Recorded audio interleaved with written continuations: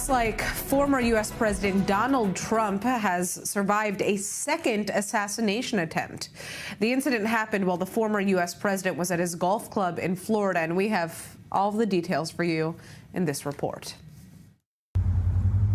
The Secret Service thwarted an apparent assassination attempt on Republican presidential candidate Donald Trump while he was golfing at his West Palm Beach course in Florida.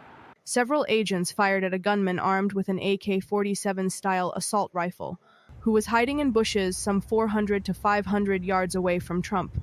It was 1 or 2 holes behind. That because the bubble moves through the golf course, so our agents will get there first, clear it. He noticed that the rifle was pointed out. Our agents engaged. We are not sure right now if the individual was able to take a shot at our agents, but for sure our agents were able to engage with the subject. I don't know that. Doesn't appear so. The suspect fled in a vehicle and was later arrested. I wouldn't say it was extremely sophisticated, but it certainly wasn't, an amateur attempt. He had made there was some level of planning that went into this. The suspect was identified as 58-year-old Ryan Wesley Ruth from Hawaii, according to anonymous law enforcement officials. His social media posts indicate that he voted for Trump in 2016, but was later disappointed and wrote he, quote, "will be glad when you gone." Routh also tried to recruit Afghan soldiers to fight in Ukraine and spent several months in the country. My initial goal was to come and fight. Plan B was to come here to Kyiv and promote getting more people here. We need thousands and thousands and thousands of people here fighting with the Ukrainians. Ruth shared COVID-19 conspiracies online and has a history of mental illness. He also shared anti-Israel posts and appears to believe Jews have no right to the Holy Land. Meanwhile, Donald Trump took to his own social media to reassure his supporters and thank the law enforcement for swift action. President Joe Biden and Vice President Kamala Harris denounced the attack. And Israeli Prime Minister Benjamin Netanyahu and President Isaac Herzog expressed relief that the attack failed and condemned political violence. The apparent attempt on Trump's life comes just 2 months after he was shot at a campaign rally in Pennsylvania, sustaining a minor injury to his right ear. With just over 7 weeks until the presidential election, the need for heightened security remains a critical concern in the polarized political climate in the United States. Heading back to Israel, it is day 346 of the Israel-Hamas war, and rumors are swirling in Israeli media outlets that Israeli Prime Minister Netanyahu is maneuvering to fire Defense Minister Yoav Gallant, and not for the first time. At the center of the dispute between the two men is Israel's military strategy regarding the situation on its northern border. And here's our correspondent Robert Swift with more. An invasion of southern Lebanon by the IDF, pushing hostile rocket launchers further north and away from Israeli towns that have been bombarded for months. This is the plan reportedly being pushed by Israel's top general commanding the northern frontier. Defense Minister Yoav Gallant and Chief of Staff Herzi Halevi are reportedly opposed to the idea, favoring a diplomatic approach to the standoff. Concerns over IDF manning levels, while combat continues in the Gaza Strip, the advantage that winter will give a guerrilla force and Hezbollah's formidable missile arsenal could be factors in their position. Because we're hearing, reports that a very high percentage think that they might just stay in the center where they are currently evacuated. But we are turning to a different topic right now. Houthi fighters have allegedly arrived in Syria all the way from Yemen, according to reports. Now, this comes after a source told I-24 News that the Iran-backed Yemeni group was on its way to Israel's border with Syria in the Golan Heights. Now, the Houthis claim that their arrival is a, quote, prelude to a new phase of escalation against Israel. And joining us to discuss this is our Middle East correspondent, Ariel Osra. And you've been sitting here, and I've been waiting to basically hear your take on this. I mean, what do we know so far about this alleged movement of Houthi fighters from Yemen to Syria?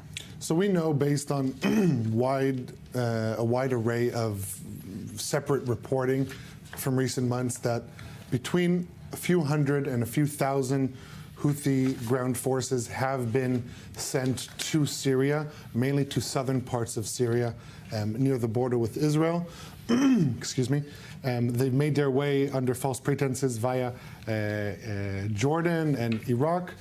But their goal, and this is what separates them from other thousands of pro-Iranian militias that have been operating for years in Syria, also southern Syria, are these images that we're seeing on the screen. The Houthis have been training and are also telegraphing their training for October 7th-like scenario, storming the border in the thousands, taking hostages, killing civilians and soldiers like what we're seeing right now. This is the scenario that they're training for, as opposed to what other pro-Iranian militias in Syria are doing. And Deputy Chief of the Iranian Army for Coordination recently visited Beijing to attend the 11th Chengshan Forum, a high-level security and defense forum, and here's what he had to say.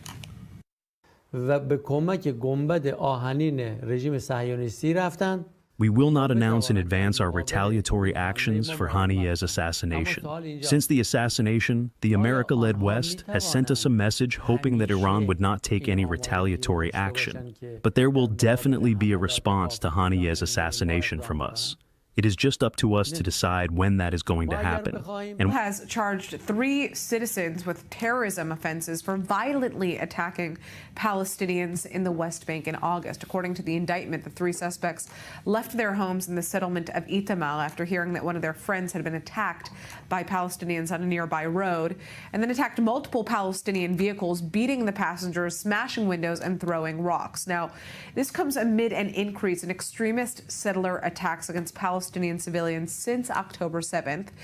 Now, they may have once been enemies, but Egypt and Turkey are now coming together to try and resolve a power struggle in Libya thanks to their newfound friendship.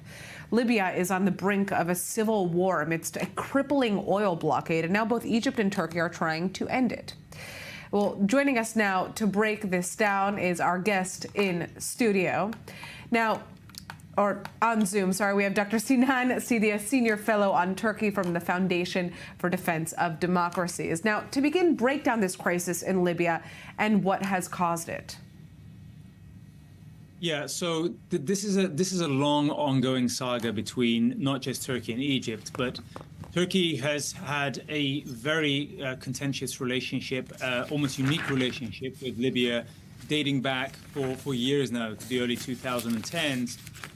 When it basically essentially recognized the official government of Libya at the time after conflict broke out in the post-Gaddafi space, basically because Turkey was interested in getting a partner that would recognize or work with Turkey to sort of establish maritime zones and its view of how the Mediterranean should look. Not because it was interested in Libya simply because it was a potential ally, but Turkey was essentially looking for somebody who could validate its claims in the Mediterranean as well as energy resources. Vowing more attacks following Sunday's launch of that ballistic missile towards central Israel. The Houthis also saying they received a message thanking them, and that message coming from Hamas leader Yahya Sinwar, believed to be in a tunnel in Gaza. That missile was partially intercepted and shrapnel fell in parts of the country. No one was hurt. Houthi leaders celebrating the attack, claiming the technology used was created by technicians in Yemen. Today, the Iranian-backed group saying it downed a US MQ-9 drone in the Thamar province. Let's take a listen. Our air defenses, with the help of God Almighty, successfully shot down an American MQ-9 aircraft in the skies over Thamar province, where the aircraft was conducting hostile missions. The aircraft was shot down by a locally made surface-to-air missile. This is the 3rd aircraft to be downed within a week, and the 10th of this type that our air defenses have been able to bring down in the battle of promised victory and sacred jihad